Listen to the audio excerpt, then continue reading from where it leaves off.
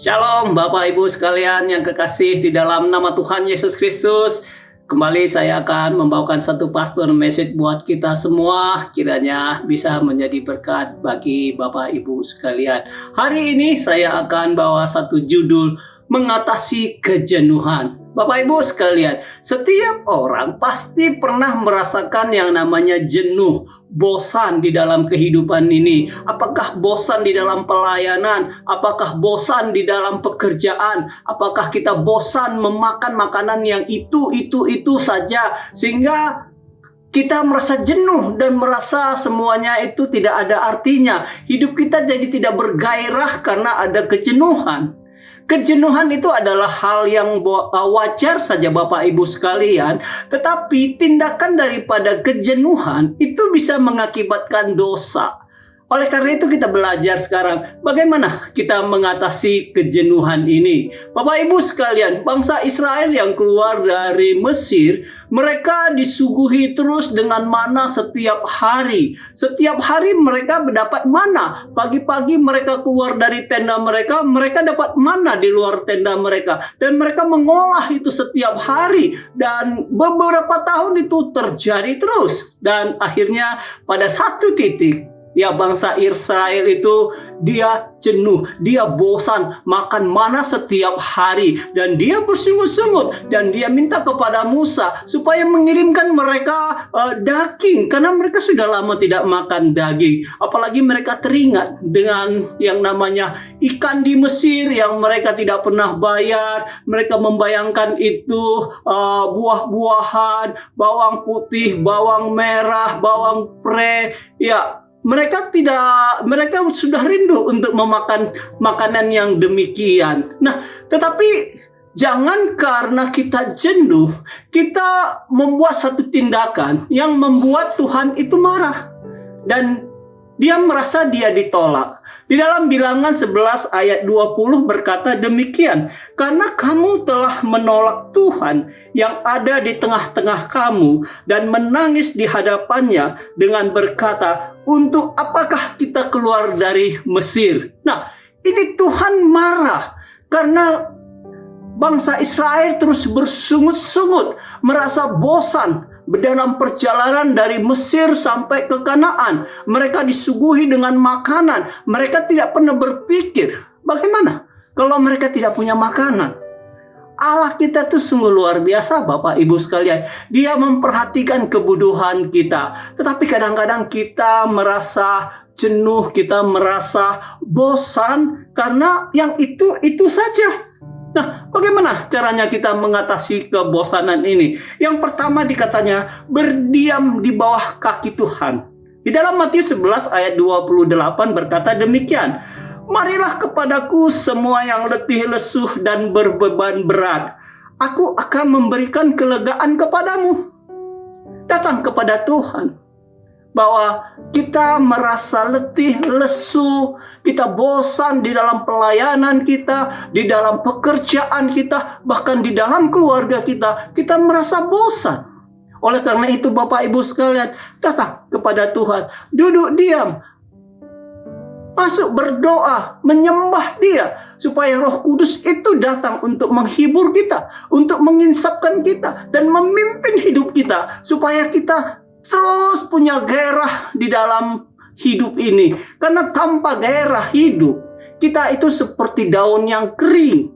Daun yang kering itu artinya siap untuk dibuang, siap untuk dibakar. Oleh karena itu, kalau saat ini Bapak Ibu sekalian mengalami satu kejenuhan di dalam hidup ini, mari datang kepada Tuhan, duduk di hadapan Dia, berdoa, menyembah Tuhan kita, supaya Roh Kudus itu menolong hidup kita. Yang kedua dikatakannya, bagaimana mengatasi kejenuhan itu? Yang kedua adalah menghargai hidup ini.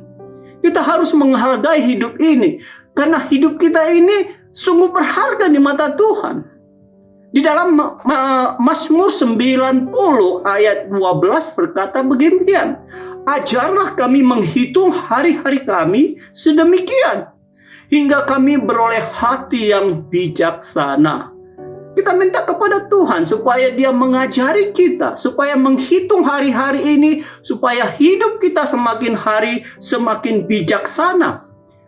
Waktu ini adalah waktu yang singkat, Bapak Ibu sekalian. Oleh karena itu, perhatikan cara hidup kita, kan hidup ini sungguh berharga. Ada batas waktu kita hidup di dunia ini. Oleh karena itu, perhatikan, pergunakan waktu ini sebaik-baik mungkin, ya, supaya kita bisa bijaksana di dalam hidup ini dan kita tetap hidup di dalam kebenaran. Yang ketiga dikatakannya, bagaimana mengatasi kejenuhan? Itu mengucap syukur.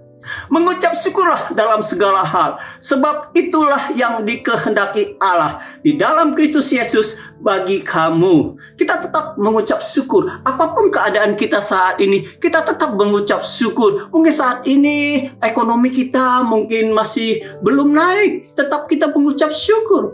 Karena dengan mengucap syukur itu ada kebahagiaan. Ada satu statement Bapak Ibu sekalian, makin banyak kita mengucap syukur, makin banyak, makin besarlah kebahagiaan kita itu. Kalau kita tidak mengucap syukur, maka kita seperti tidak ada bahagia. Bersungut-sungut terus seperti bangsa Israel keluar dari tanah Mesir. Mereka bersungut-sungut terus di dalam kehidupan mereka. Nah, bagaimana mengatasi selanjutnya? Ada banyak cara, ya, di dunia diketahui. Jangan tinggal di zona nyaman. Jangan terlalu lama. Kalau kita merasa kita sudah hidup nyaman, jangan terlalu lama di sana. Karena lama-lama kita akan jenuh. Yang kedua juga, yang selanjutnya dikatakan, berpikiran positif. Kita harus punya pikiran-pikiran yang positif. Jangan pikir pikiran negatif.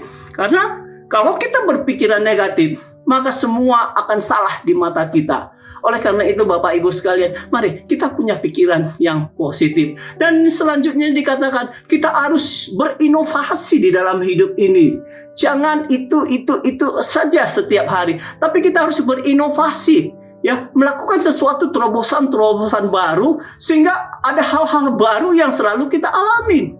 Sehingga dengan demikian kita tidak akan merasa bosan di dalam pelayanan, di dalam pekerjaan, ya, di dalam keluarga. Ya, kita terus mengadakan inovasi. Hari demi hari kita lakukan demikian. Sehingga pada akhirnya kita bisa menghitung hari-hari ini. Dan kita semakin hari semakin bijak. Nah, Bapak Ibu sekalian, mari kita mengatasi kejenuhan yang mungkin saat ini bisa kita alami. Ya, dengan berdiam dirilah di kaki Tuhan. Ya, dengan kita menghitung hari-hari ini bahwa hari-hari ini adalah penting dan tetaplah mengucap syukur, berpikiran positif, ya, berinovasi dan tinggalkan zona nyaman supaya kita terus bergairah di dalam kehidupan ini. Terima kasih, Tuhan Yesus memberkati kita semua. Amin.